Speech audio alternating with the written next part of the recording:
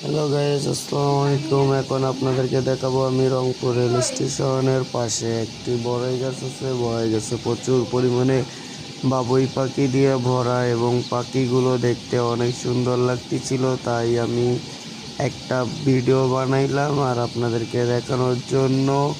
সেই ভিডিওটা আজকে ইউটিউবের মধ্যে আপলোড করে দিলাম।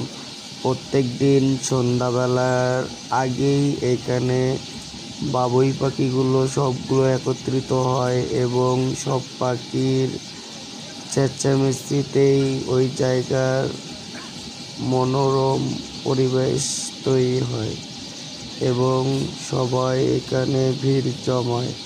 আমিও দেখার পরে আমার